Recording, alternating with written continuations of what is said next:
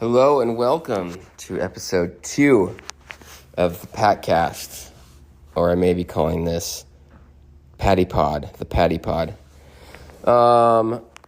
As that's a nickname of mine, Patty, a hockey nickname, which I like. It is Friday, October, let's see if I can get it right this time, the 13th. Oh, it's Friday, I'm sorry, it's Thursday rather. Thursday the 13th. My timing and brain is off as I have been homesick for almost a complete week now. It started last Friday night when I went to the urgent care with pink eye. I can't believe I got pink eye. I don't know why. I think it's because it's so associated with poop that it's kind of embarrassing to admit that you got it, even though I don't think any of mine was associated with poop. It just seems gnarly. And I asked the nurse practitioner if it was fecal matter, and she said no, that'd be E. coli. So I don't know if that's a misconception or what, but in any case, I said I work with kids, and she's like, oh yeah, that's it. And I was like, well, what is it about kids? I thought this later. I always assumed it's because they don't wash their hands well enough after they go to the bathroom, but maybe I'm wrong. In any case, I still have a little, as you can hear. So I was homesick Saturday, Sunday, Monday. We were off, but I was homesick, and then I had to miss work Tuesday, Wednesday, and today, which is Thursday, which is crazy. I haven't missed that much work in probably a decade, when I had a nasty flu a while ago. And I started taking 1,000 milligrams of vitamin C actually in January of 2020 is when I started. And I take a multivitamin too, which has some vitamin C, so I get a lot. And I haven't had any kind of a real sickness since then. Now that overlaps really closely with COVID, obviously, and I was wearing a mask. I was staying home for the first 6 months of that, and then wearing a mask, so that might have made the difference too. But I made it all the way through 2021. And I was going back to school starting in the fall of 2020, teaching. And anyway, I made it till now without really getting sick. So I thought I was kind of immune, so to speak, to getting any kind of a sickness with the vitamin C dose, but I guess I'm not. So I kind of lost track of the day, but it is Thursday, and I'm gonna go back tomorrow. There is just nothing worse in my mind than going to work sick. It's the worst feeling. I'm always the worst first thing in the morning. I suppose most people are. I mean, in general, I'm the worst first thing in the morning. And with sicknesses, I'm always the worst. The phlegm kind of collects when you're laying down and you hack stuff up. And for me, if I have any kind of stuffed nose, it's all clogged up in the morning and I feel like crap. And so I just hate going into work. Work makes it worse. The stress of it always makes my illness worse. So I really tried not to, and I was pretty good about not going in this time, but I think I'm 90% right now. And I went to the doctor yesterday and he said, it's just a regular cold virus and you'll be fine in a couple days. So I'm heading back in tomorrow. Anyway, this is episode 2. We're going for it because my dad said it was good. So, for those out there who don't like it, hey, my dad said it was good. So I always like that joke. I thought about pitching something to somebody, like a comedy, trying to get a comedy special or something, and just saying, well, my mom thinks I'm funny. Yeah, and that was kind of how I felt about, my dad liked it. So the only other person to listen to episode 1 at this point was my wife, who did not like it. I shouldn't say she didn't like it. Well, I don't think she liked it, but I think her first words were, who's going to listen to this? So But I realize it's not her fault or my fault, really. It's the spouse is the worst person you could have to listen to a podcast like this, which is essentially general musings. She gets the podcast 24 hours a day. Well, not 24, but 4, 5, 6 hours a day every day. So she's the worst person to have had reviewed it. I just couldn't find anybody else at the time, which again was the raison d'etre of the podcast. All my friends are busy parenting, and so I'm just gonna entertain myself and talking to my phone. So that was the first thing I was going to get to. Speaking of unenthusiastic wife, she was, last year I decided I was going to get some headwear. I've been kind of a fan of fashion for a while. When I was in college, I really experimented and tried to look kind of avant-garde. I used to wear these monochromatic outfits. I wore all green. I had these like rainbow green pants, and then a matching like rainbow green shirt that was a button up, and I had it in short. I had a short sleeve one as well, and then I had the same thing in red and in blue. And I think I had a green sweater that was like rainbow green. I think I had a blue one too. I loved it. I still stand by it. I would wear that. It was deep into my artsy phase, I guess, or hipster phase, some would say. And, nobody else was wearing that. And I thought it looked kind of tailored, but also obviously, stood out, and it was kind of a statement. And I sometimes wish that I did it now. I wonder, it would look, I teach school. I'm sure it would shock parents and coworkers and whatnot, but sometimes I wish I had los cojones like I did back then. I just, I didn't have to have a job. I had campus jobs or whatever, but I had a lot of, and I think I don't know, I just, I liked it and I didn't care, and my friends liked it who were kind of artsy too. So that was then.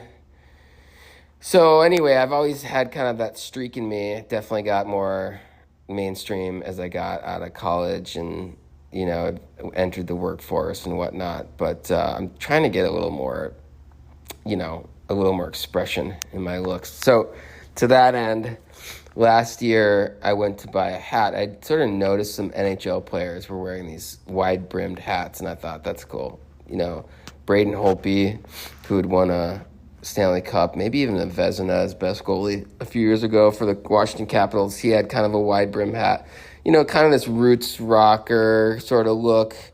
Some of them sort of look like fedoras, but they're wider brim than that. They're more like, I don't know how to describe it, like a roots rocker. It's kind of not a cowboy hat, but not a fedora, sort of something in between. And I think they're awesome. I don't really have that total roots rocker or alt country or kind of Western look, but I figured I could kind of mix into that because I have kind of some of that stuff, a little bit more casual urban version of it. Just kind of a rocker, I guess, look more than anything. Bob Dylan used to wear hats kind of like these back in the day. So anyway, I set about looking for one. Boy, was that an adventure. That was so hard. I thought, I live in New York City. This is going to be no problem. I'm going to just look up a couple hat shops in Manhattan, pop around, I'll find one in no time. What I found was sort of various versions of the fedora, and I didn't want that. I wanted what I discovered.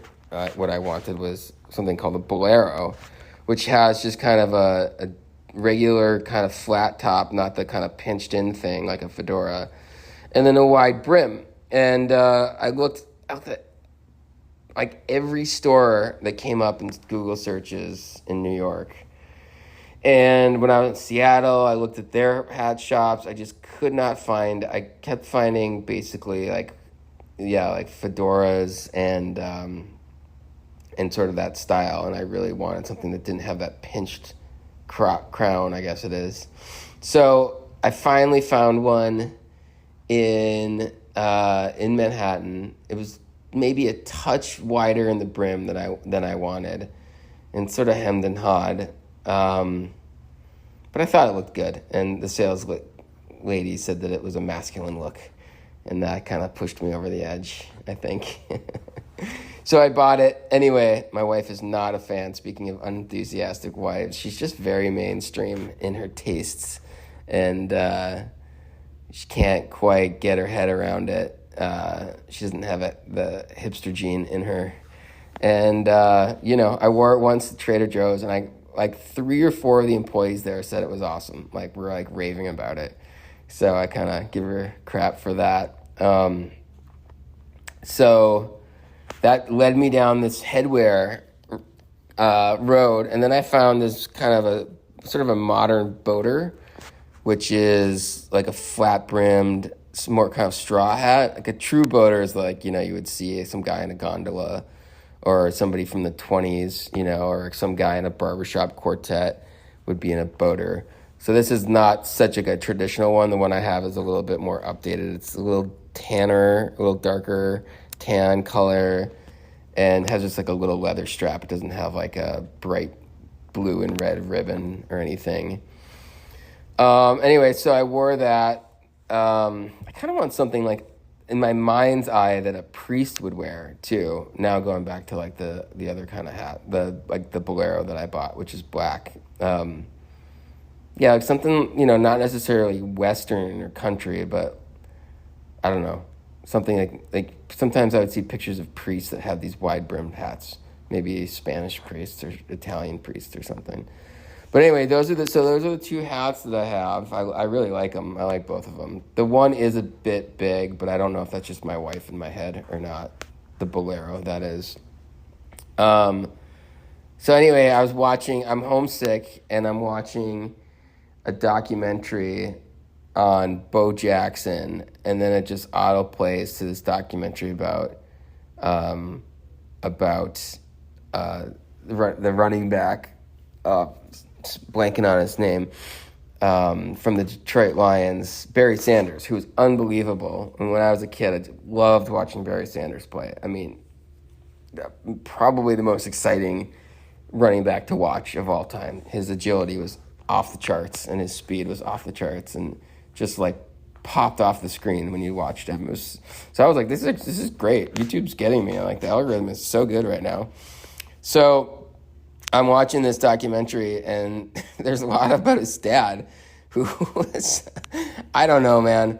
His dad was, old school kind of hard ass, and, I guess was hard on the kids. And they had a clip from his dad introducing him at his Hall of Fame induction ceremony, and he says, "I'm here not to introduce the greatest running back of all time. That's Jim Brown, and apparently he couldn't be here." And then he kind of goes on a little bit and goes, "But I'm here to introduce the 3rd best running back of all time." And he didn't mention who second was, but it's like, come on, man! Like, it's just his Hall of Fame induction. Like, you don't need to rank him below 2 other guys. Like, just, oh my God, this guy was kind of relentless in his putting his kid in his place. But anyway, that's a sidebar, which is this podcast is going to be full of.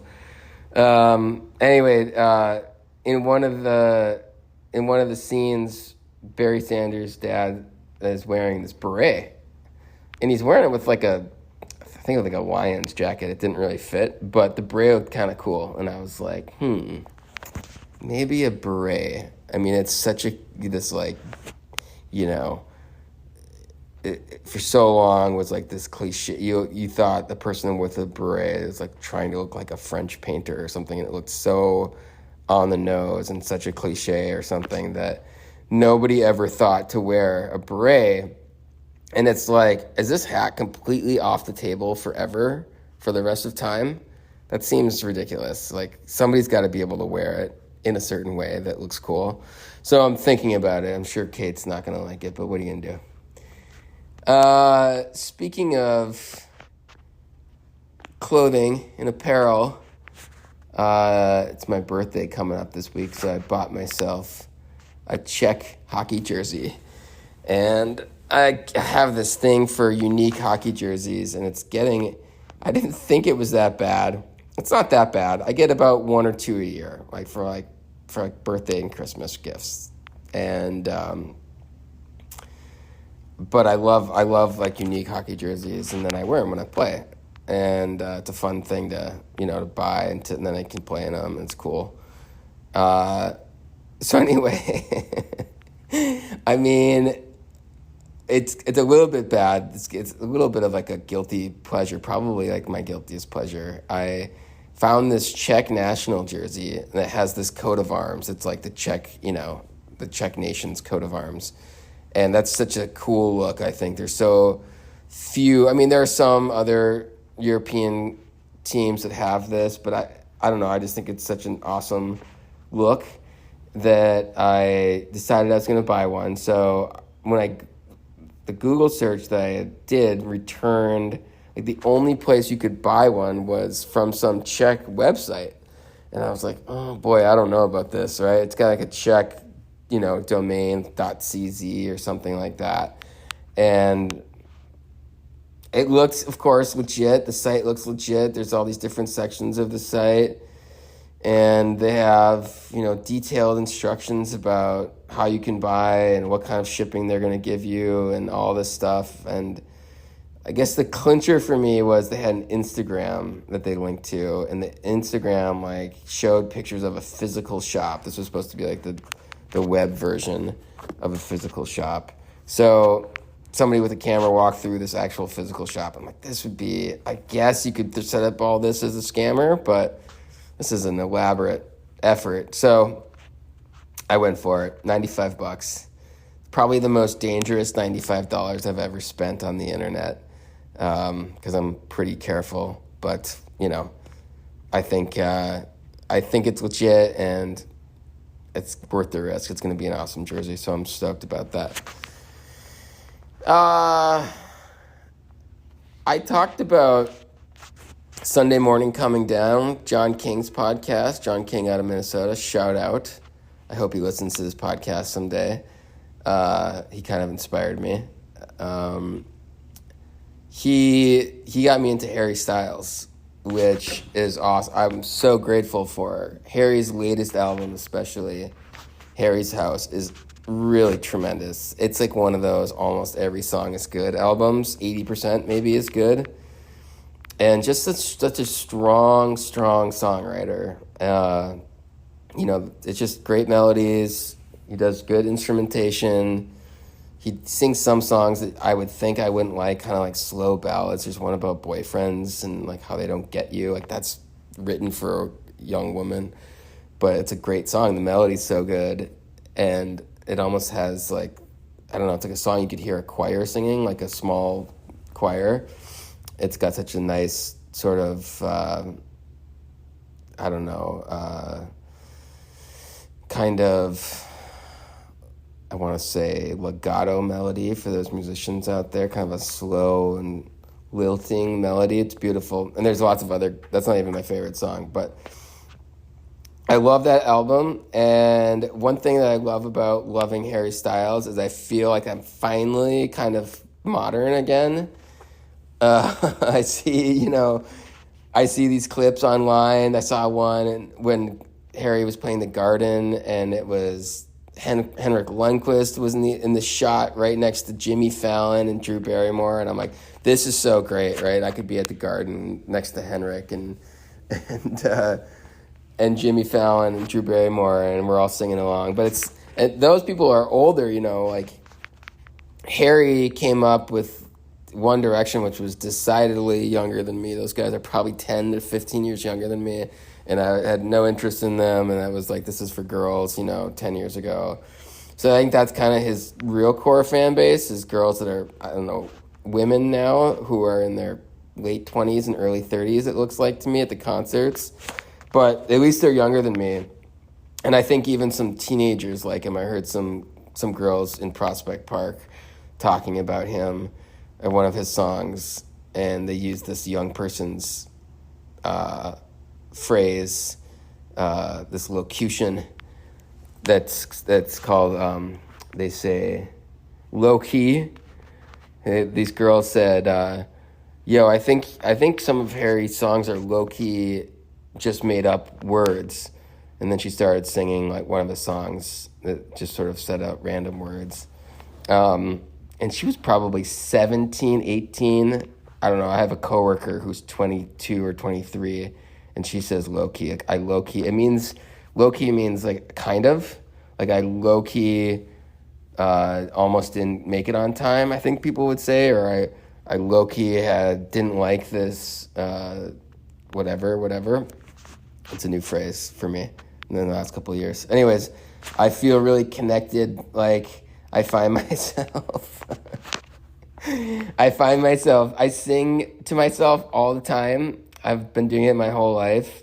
It's much different in New York City when you don't have a car to sing in. So I do it quietly. But sometimes I sing along to like my headphones, and sometimes I sing the Harriet, and I hope that young people are going to kind of hear it and think I'm cool. That's something I've caught myself doing. Or at least just like, yeah, I mean, basically think I'm cool. But I do feel like, oh yeah, like I'm connecting to like the rest of society. It's not me just listening to some band that, other 40-year-olds and 45-year-olds listen to, which is kind of a lot of what the rest of my music is. Speaking of that, yeah, I mean, I listen to a lot of 80s music. I was just doing it today. I was listening to Foreigner, Waiting for a Girl Like You. I was listening to Stevie Wonder sing I Just Called to Say I Love You, which is such a tremendous song. I mean, what a song. I almost always want to listen to it all the way through when I hear it. And I'm always happy to hear it when it comes on. And I was listening to Dire Straits, The Walk of Life, when the synthesizers start.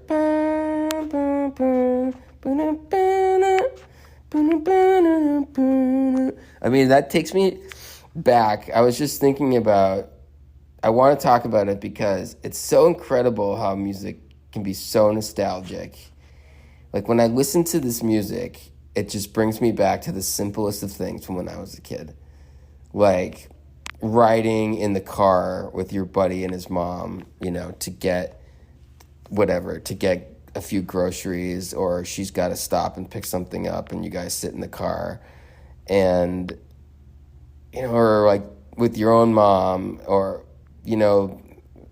just walking home from school, or going to on the way to a hockey game, like at the UMD game or something like that. And it's so powerful how I start feeling like everyone seemed nicer.